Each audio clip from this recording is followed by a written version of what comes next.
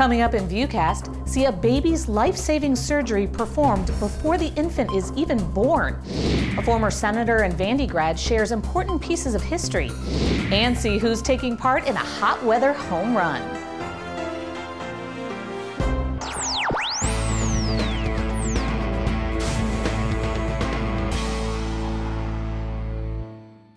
Hi, I'm Amy Wolf with VUCast. Imagine being able to perform a life-saving surgery on a baby before he or she is even born. VUCast Barb Kramer shows us how surgery through a mom's womb is dramatically helping an infant with spina bifida. I'm just going to listen for heart tones. Oh, sure. Stephanie and John Sawyer were thrilled to be pregnant. All right. Everything looks good. And it was a routine pregnancy, until an ultrasound at 18 weeks showed their unborn son had spina bifida. It was a pretty devastating day. His spinal cord nerves were exposed to his mom's amniotic fluid, which is toxic to the nerve tissue. Nobody can ever prepare you for hearing that there's something wrong with your baby. You can come hug me. The Chicago area couple traveled to Nashville to have Vanderbilt doctors repair the defect. Love you, sweetheart. Love you. All by operating on the unborn fetus. It's a three-team effort. Anesthesiologists monitor medications to relax the uterus, keeping it from contracting during surgery. And the anesthesia passes to the fetus to slow him down. So we're at the right spot right now. Okay, good. Obstetrician Kelly Bennett opens Stephanie's abdomen and pulls the uterus out. It's the size of a small basketball. Good. Okay.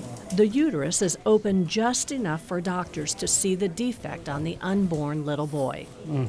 Dr. Noel Tulipan works on the fetus, which weighs less than a pound, but is almost fully formed. The defect is about an inch long, and with tiny stitches, the little piece of exposed spinal cord is covered. Time to go home, little one. Yes, we just closed two layers. One is the normal outer covering of the spinal cord, and then we close the skin over the top of that. So there's two layers of closure over the top of all of the nerve tissue. A 7-year, multi-site NIH MOMS trial demonstrated that fetal surgery, pioneered at Vanderbilt, clearly benefits fetuses. We did the surgery mostly to improve leg function.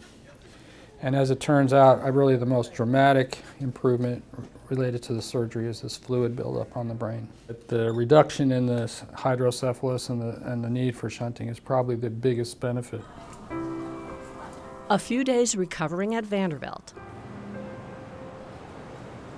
and Stephanie heads home for constant bed rest.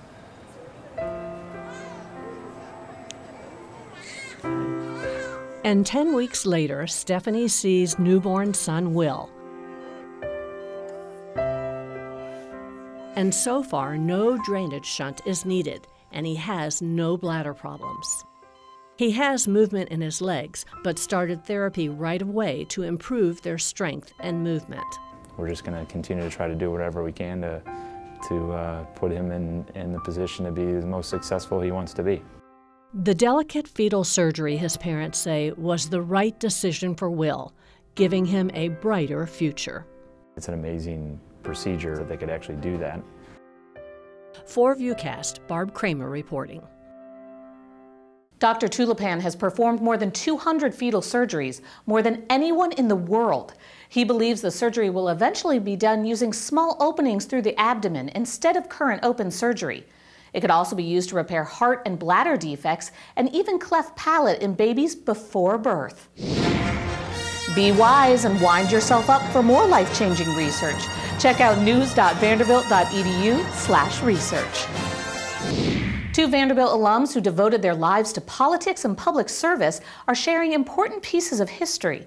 Former U.S. Senator Jim Sasser, who was also ambassador to China under President Bill Clinton, and his wife Mary recently returned to campus with a special gift. We thought Vanderbilt was a fitting repository for our papers and our memoirs, and hopefully they will be of some help and assistance to future scholars and students here at Vanderbilt and from other places. The Sasser papers will be housed in Vanderbilt Library's special collections. Some of the most interesting materials revolve around a turbulent time for the Sassers in Beijing, when NATO accidentally bombed the Chinese embassy in Belgrade. So we're simply confined into another building, but we cannot leave because of the large crowds outside. To hear more about this diplomatic crisis in Jim Sasser's own words, go to vanderbilt.edu, search Sasser Papers. And check out Vanderbilt Library's new and improved website at library.vanderbilt.edu. We're all sweating it out in the middle of a Tennessee summer. For the coaches and players working with kids at Vanderbilt's baseball camps, that means using some creative and cool approaches to learning baseball basics. Let's check out Coach Corbin one more time.